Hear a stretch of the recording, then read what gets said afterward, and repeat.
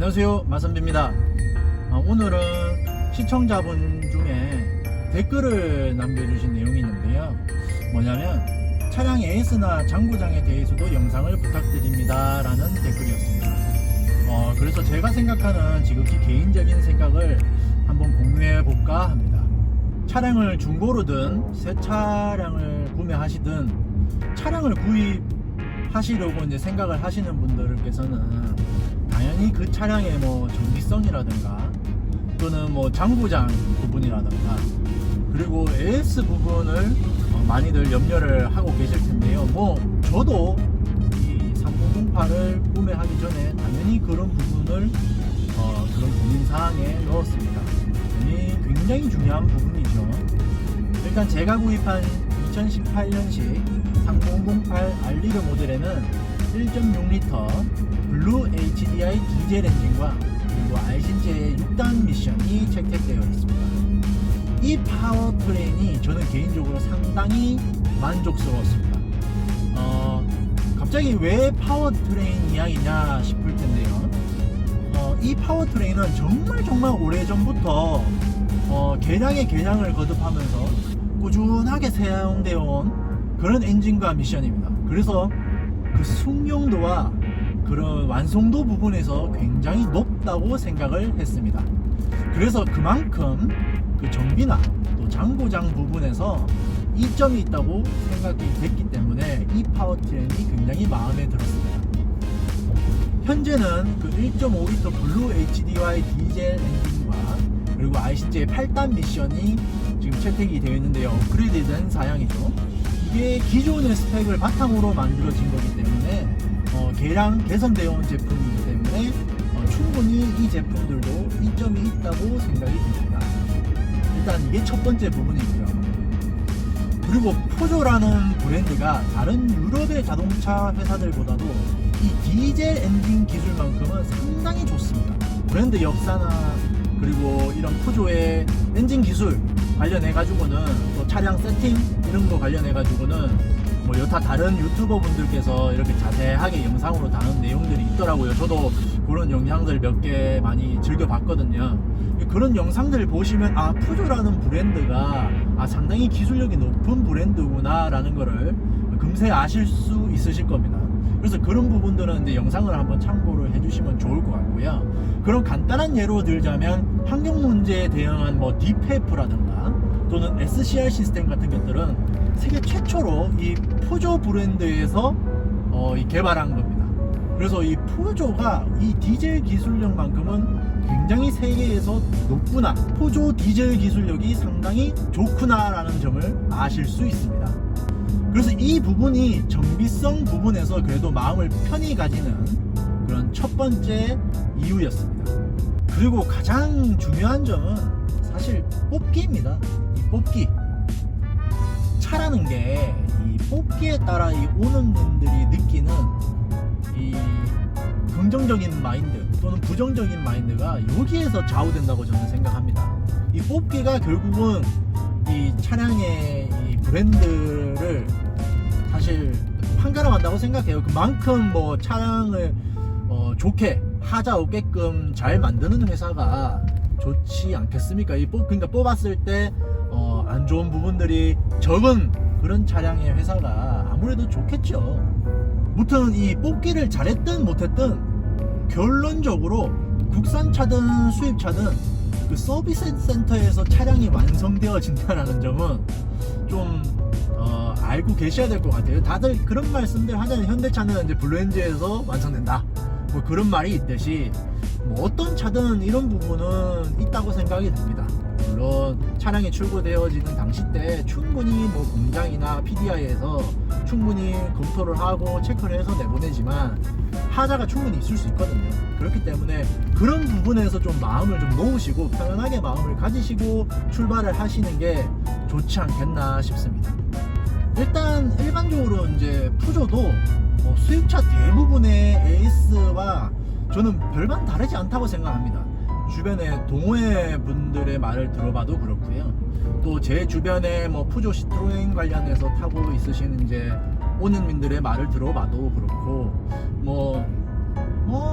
그 수입 수입차 대부분의 그런 AS의 품질과 뭐 비슷한 정도다, 뭐 이렇게 말씀하십니다. 사실 뭐 그 지역마다 또는 그 센터마다 물론 특색은 좀 다릅니다. 조금 더 친절하고 조금 더 보증수리 부분에 조금 적극적인 분들도 계시고, 또는 고객 응대 부분에서 조금 적극적으로 이렇게 좀 수동적인 게 아니고 조금 적극적으로 저는 의사를 해결하기 위한 그런 고객의 불만 사항을 최대한 들어주기 위해서 이제 다가오시는 분들이 있기 때문에, 물론 그렇다고 해서 뭐 무조건 뭐 그렇지 않은 분들이 나쁘다는 말은 아닙니다.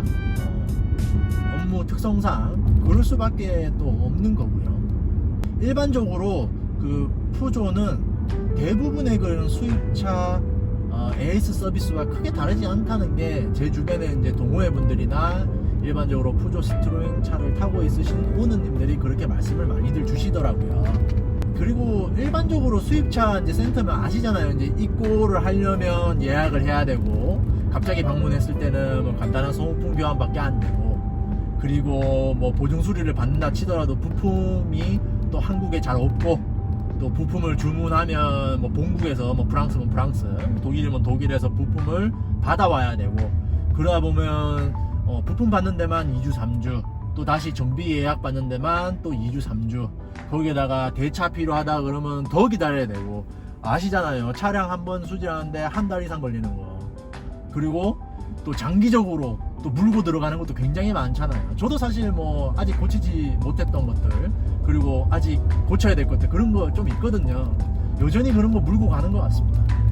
센터 수를 보면요, 서울, 인천, 경기 등은 수도권에는 10개 정도의 센터가 있습니다. 이게 지방이랑 비교해서도 접근성도 용이하고 이 부분은 상당히 좋은 것 같습니다. 근데 지방에는 뭐 광역시권이나 또는 그 도의 좀 중요한 중심 도시 이런 부분에만 있기 때문에 한 센터 수가 9개 정도밖에 안 되더라고요. 물론 인구수로 나눠봤을 때는 이제 서울, 경기가 뭐 한 2천만, 나머지가 뭐 한 2천만 이렇게 봤을 때 뭐 어느 정도 인구 대비성으로 해서는 뭐 갖춰져 있다고 볼 수는 있을 것 같습니다. 하지만 지방에 아무래도 머무르신다면 좀 센터를 방문해서 서비스 받기가 조금 어려운 부분은 있지 않겠습니까? 그런 부분은 좀 감안을 하셔야 될 부분인 것 같습니다. 그리고 이런 부분은 아무래도 여타 다른 수입차 브랜드들과 비교를 했을 때도 크게 다르지 않은 부분인 것 같고요. 이제 보증 후에 사설 서비스 센터 이용 부분이 이제 문제가 될 수 있는 부분인데요. 아무래도 이제 독 3사 차량들이 이제 차량 수도 많고 이제 오너님들도 많고 이러다 보니까 사설 이제 정비소들도 독 3사 관련해 가지고 이제 부품 수급이라던가 정비를 하시는 이제 기술이라든가 뭐 그런 부분에서도 이제 많이 이제 보급이 됐다고 생각이 들어요. 근데 아무래도 이제 프랑스 차, 토조 차, 뭐 시트로엔 차 이쪽이 아무래도 오너도 좋고, 그리고 이제 차량 대수도 좋고 인지도도 떨어지다 보니까 뭐 아무 센터나 가서 이제 그런 정비를 받는 부분에 있어서 뭐 정비 가능성이라든가 숙련도 등에서 좀 떨어질 수는 있습니다. 뭐 하지만 뭐 이런 부분은 아주 특별한 그런 고장이라든가 교환이라든가 수리를 요할 때의 이야기고, 사실 이제 대부분의 뭐 소모품 교환이라든가 일반 경정비 같은 부분에서는 대부분의 이제 방문하고 계시는 그런 사설 서비스 센터에서는 대부분 가능하니까요. 그렇다고 해서 비싼 푸조 센터를 계속 이용할 수 있는 부분은 아닌 것 같고요. 또 좀 호갱이 되는 것 같잖아요, 느낌이. 뭐 저의 개인적인 이제 정비 경험 부분에서 말씀을 드리면요.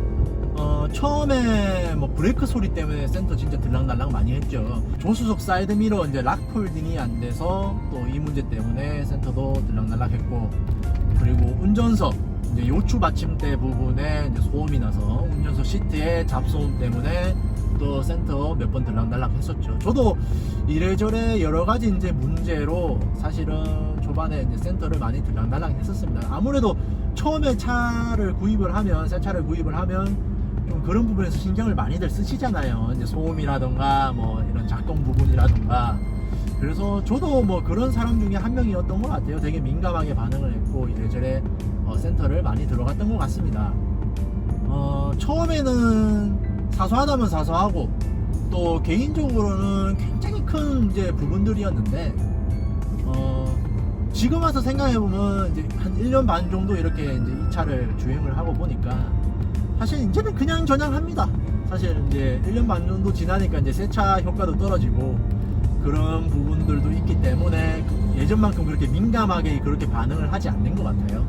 뭐 그런 부분도 없지 않아 있지만 또 지금 뭐 현재 진행형으로 아직 못 고치는 것들도 있고 그런 상황인데 뭐 보존도 1년 반 정도 남았고 뭐 하니까 뭐 또 차후에 또 고치면 되고 뭐 이렇게 생각하는 것 같아요. 좀 마음을 좀 이제는 놨다고 해야 될까요?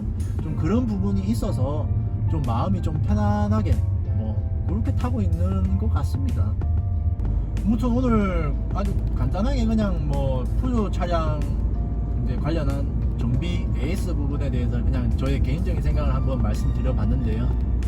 푸조 차량 구입을 이제 염려하고 계시는 분들, 염두에 두시고 계시는 분들에게 뭐 작은 그런 도움 되셨으면 합니다. 사실 뭐 정비 AS 부분 새 차라면 보증이 남아 있잖아요. 그러면 센터 들고 와서 그냥 사실 고치면 되거든요.